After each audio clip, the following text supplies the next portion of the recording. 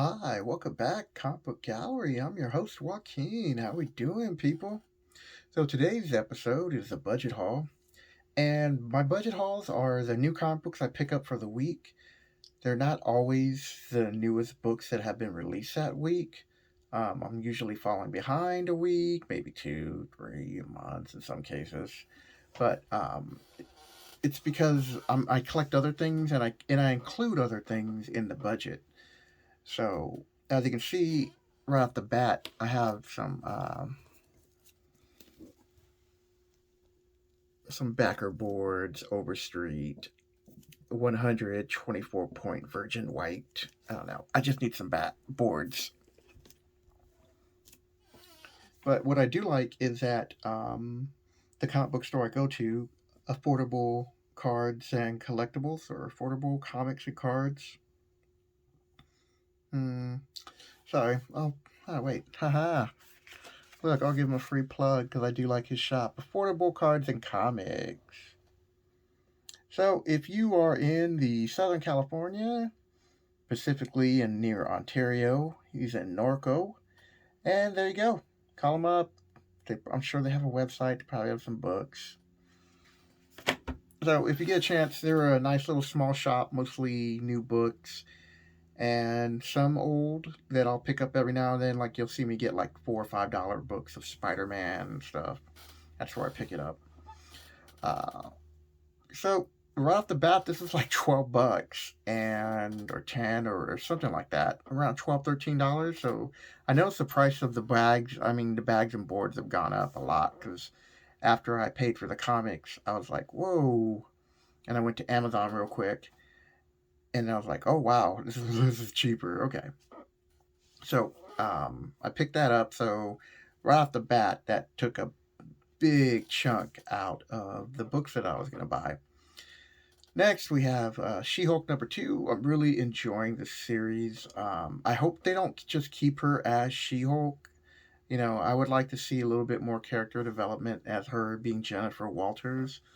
I'm not taking anything away from the character, but part of what makes the character cool is that she does go in between both personalities. But lately, they've been keeping her as She-Hulk, and I think really didn't think that does a disservice to the character. So we'll see.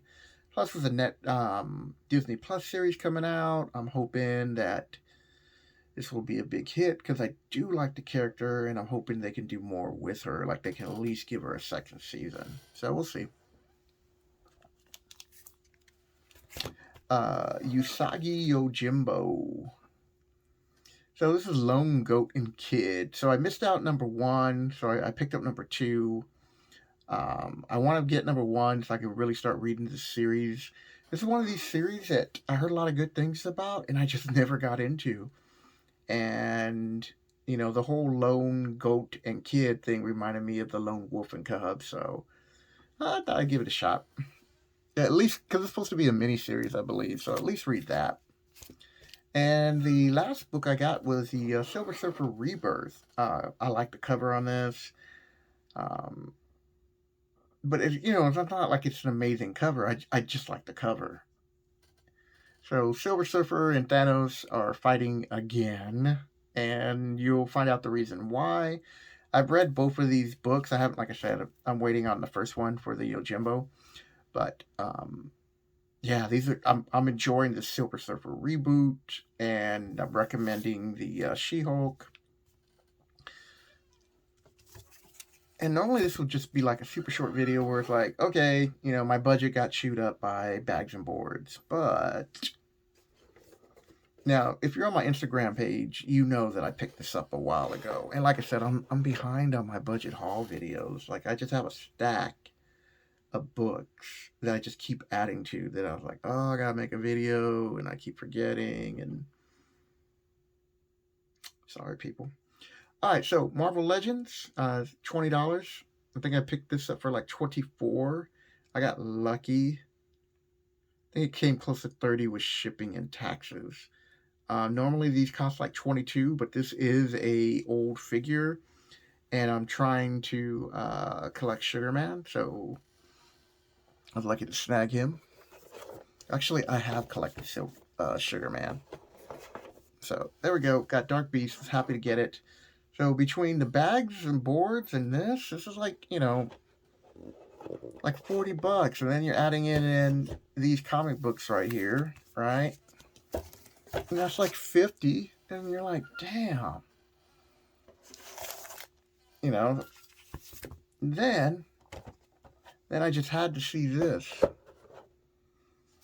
And so while I don't have the traditional Riddler pop, which I do want to get, I did enjoy the movie. I hope you guys go out and get a chance to watch it. It's a really good movie. It is long. Like, I'm a huge Batman fan, and even I was like, like you were feeling it towards the end.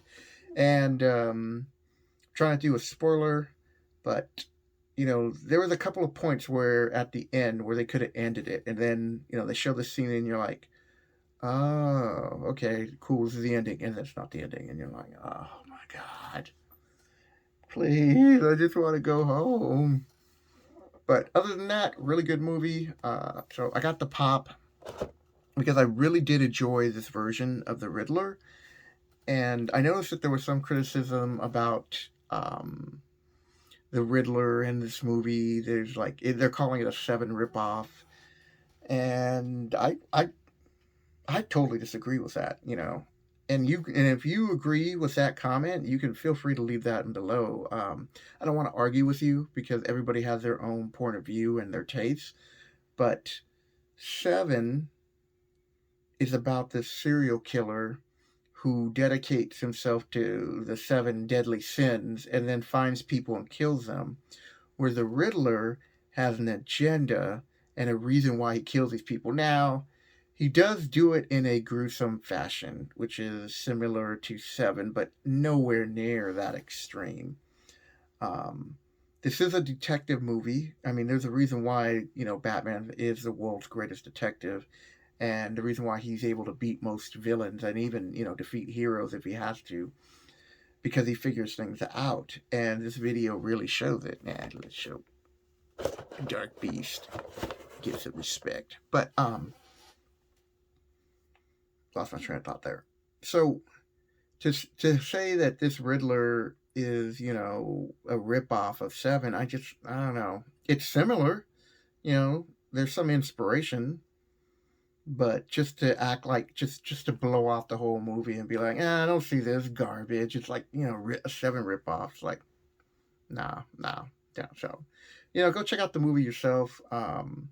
Another comment I heard was about if the Riddler doesn't kill people, and I can't think of offhand if he's directly killed people. I mean, he's had his henchmen kill people. So, indirectly he's killed people, but he's not the type that really gets his hands that dirty.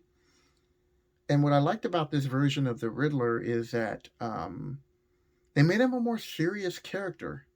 So some aspects of this movie, and I'm actually going to do a video on that so you can see what comic books you should read, but they did borrow from like 3 or 4 major Batman stories, but I will say it was one of them right here. So some people were talking about the Court of Owls, and those hints are like really small. I mean, you can read into it what you want, but there's nothing definite. Like they mention anything from what I recall. Like, I've only seen it once, so I'm gonna go back and see it again, see if I can spot some quarter owl Easter eggs. But I don't recall that, so maybe. Let you see the back. I thought Colin Farrell did a amazing job as the Penguin, but I don't know if I'm gonna get this pop just because I really do want to get the traditional Penguin pop with the top hat and with the umbrella, and that was the other knock, that Colin Farrell's character didn't have an umbrella, which is signature Penguin, and he didn't have a top hat, and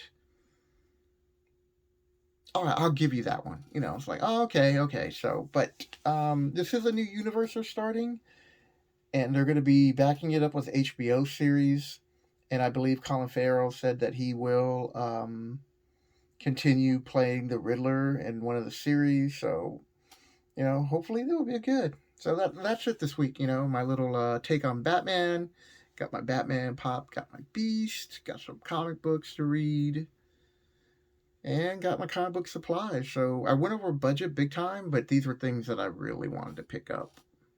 And with that, people, hope you enjoyed this video. If you do, hit the like and subscribe button. You know what to do. And I'll catch you in the next video. Later.